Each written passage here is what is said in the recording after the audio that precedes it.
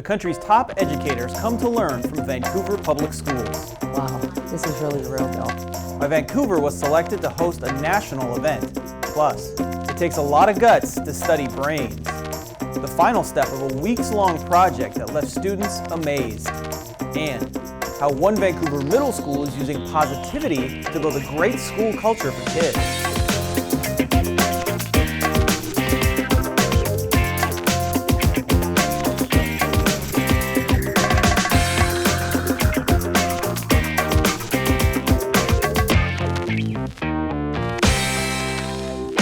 Welcome to Inside Vancouver Public Schools, the district's official newscast. I'm Nick Voll.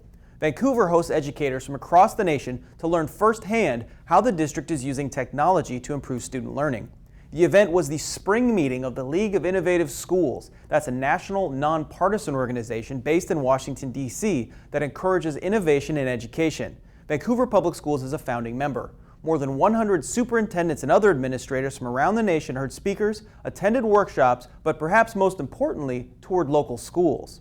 Among others, the list included Thomas Jefferson Middle School. Guests saw the school's video production students present morning announcements, streamed over the internet to every classroom. They learned how students in Project Lead the Way use technology to engineer and build. Math students used digital textbooks to work on complex algebraic formulas. Another tour stop for visitors was Vancouver School of Arts and Academics. Amanda Richter tagged along. It's back to school for some of the nation's top educators. Like when they were kids, these attendees of the League of Innovative Schools spring meeting start by getting on a bus. They arrive at Vancouver School of Arts and Academics, one of 7 schools hosting visitors. Our school is very, very special, and it's an opportunity to go here is invaluable, and I think having other people see it and create schools with the same kind of environment is really important. That's part of the reason these administrators are here, to see how students and teachers incorporate technology into everyday learning. The most important A in VSAA is academics, and that's where the visitors begin. In math and science classes, they witness students using iPads as tools for note-taking and documenting research.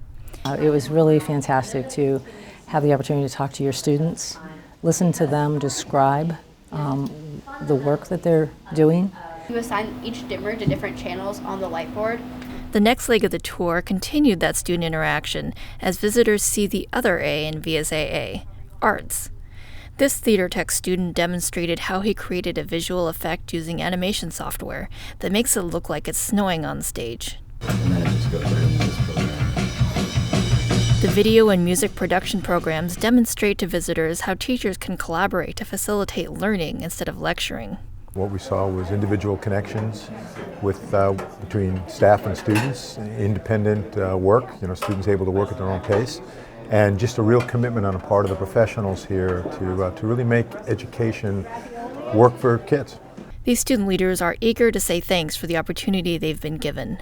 I think Vancouver Public Schools are doing an awesome job with technology. I know I have friends in other districts that aren't having the same kind of opportunities that we are when it comes to editing and notes and just having cutting-edge technology right at our fingertips. And I think it really enhances everyone's education. That enthusiasm rubbed off on the visitors. I commend the entire team in Vancouver Public Schools. You say we like to think big, dream big. You're doing big things. You're doing great things for students. Well, the school visits have been a lot of fun. Now the educators are going to meet here to share their big ideas and engage in some good old-fashioned face-to-face collaboration. For Inside Vancouver Public Schools, I'm Amanda Richter. Thanks, Amanda. In all, the visiting educators spent 3 days in Vancouver. And they aren't the only visitors to Vancouver recently. Skyview High School hosts 8 student ambassadors from Africa. The teenagers from 5 different countries toured the school as part of the U.S. State Department's Youth Ambassadors Program. Skyview is one of only 2 Washington high schools selected for the honor. In addition to touring the school's business marketing area, the African students had lunch with Skyview's Model United Nations students and sat in on classrooms. The theme of 10th grade English at Skyview this year is varying worldviews, so the timing is perfect. It really made sense from a class standpoint, and it was a great chance for our students to see that people from around the world are not too dissimilar from them. The visiting students were selected as future leaders by their nation's embassies. They also visited Washington, D.C., Chicago, and Portland. To succeed in Skyview's science, math, and technology program, you've got to have brains. But what makes those brains work? A special 4-week course challenged students to find out, culminating with the dissection of a sheep's brain. Tara Cox has our story, and if you're squeamish, you might want to close your eyes. Do I do this way? This way? In half? Here I go. Students in this science class at Skyview High School have been studying how brains work for the past 4 weeks. Today, the final lesson, as they dissect a sheep's brain. Take the scalpel, and what you're going to try to do is cut through here. Volunteers from Northwest Noggin, a nonprofit neuroscience outreach group, guide the students as they make their incisions. It's pretty soft. The knife was really sharp, so it just cut through. It was almost like cutting butter. It was really cool. For some, understandably, dissecting a brain is off-putting. Is it the look of it, or what is it that deters you? Just the idea of it? Okay, bye. Okay. But for others, the brain is a fascinating mystery waiting to be solved. It was a lot of fun because you actually got to see the stuff that you see on the worksheets and get to put 2 and 2 together. I thought it was really interesting and fun and hands-on work, which I like to do. I don't like to look at a board and watch your talks. I like to be interactive. As students examined the elements of the sheep's brain, the Northwest Noggin volunteers described what they were seeing. It engages them a lot better having that one-on-one that they can ask questions. And to deepen students' understanding, the project also tied in art, demonstrating how nerves work and the anatomy of the brain. Last week they came in with clay and we made a version of a brain. We put all the parts and pieces and sculpted it out of clay. Northwest Noggin and Skyview's SMT program hopes to encourage students to explore areas of science and careers they may not have otherwise considered. K through 12, there's not a lot of neuroscience or brain science at all that's being taught, and so it's exciting because they get to know what's developing in their own brains. I think it's really cool, and I would like to do a career like this. It sounds fun and scientific and entertaining, and I like science. Inside Vancouver Public Schools, I'm Tara Cox. Thanks, Tara. Northwest Noggin holds summer camps and other events throughout the year. To learn more, head to the website on your screen, www.nwnoggin.org. A project at VSAA also combined arts and academics. This time it was literature. Students in 9th and 10th grade read To Kill a Mockingbird and used the book as inspiration for a project based around the theme of empathy. The results were multimedia projects at the Vancouver Library in downtown displayed for patrons. Teachers guided students through a process of self-reflection, and then students wrote poetry and stories or created visual art. Congratulations go out to Geyser Middle School. It's been honored as one of the top environmental schools in the state. Geyser was named a Washington State Green School Leader by the State Superintendent's Office.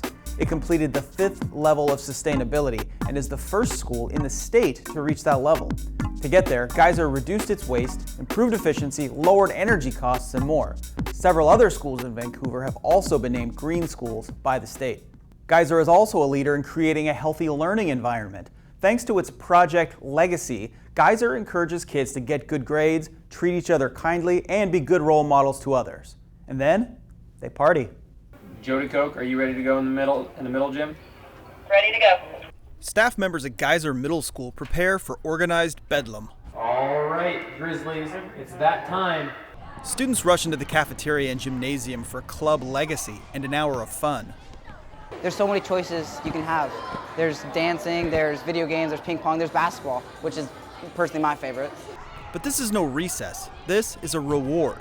Only some of Geyser's students are selected for Club Legacy, which happens at the end of each month. We have some students who come down here who participate, and then students who need to get caught up on their classwork get to stay behind and get some of that extra attention in a much smaller classroom environment. So how do students get selected? You definitely have to work hard and be good in all your classes. So it's a pretty cool deal to be here. So it also goes with your behavior and everything else and leadership during class. Club Legacy is part of a larger initiative at Geyser called Project Legacy that rewards positive behavior with less emphasis on the punishment of poor behavior. I think what this program does a really good job of targeting is those kids who sit on the fence and they're going to fall one way or the other. And when they see that it's cool to make the right choices, and when they see that there's a huge benefit to it, they tend to fall on the side of the fence that we want them to fall on. So it really has been much more powerful than we could have ever imagined. Students see the impact too. A lot of people, I feel like they wouldn't be as well behaved as they are if there wasn't Project Legacy. The numbers back that up. Mr. Afenegas reports that over 3.5 years, referrals have dropped from more than 800 to about 120 per year. And the best part about it is they want to be here so much that it turns them into even better leaders, and then they serve as role models to a lot of the other kids. Kids know that teachers are not just on the lookout for rule breaking, but are also paying attention to those who are doing the right thing. It's really important to the students because it encourages us to have a better behavior, have higher academics, and just pushes us to our maximum effort. That's it for us. Remember that you can see more TV programming from Vancouver Public Schools on our YouTube channel. That's youtube.com/VanSDTV. Thanks for watching Inside Vancouver Public Schools. Until next time, I'm Nick Voll.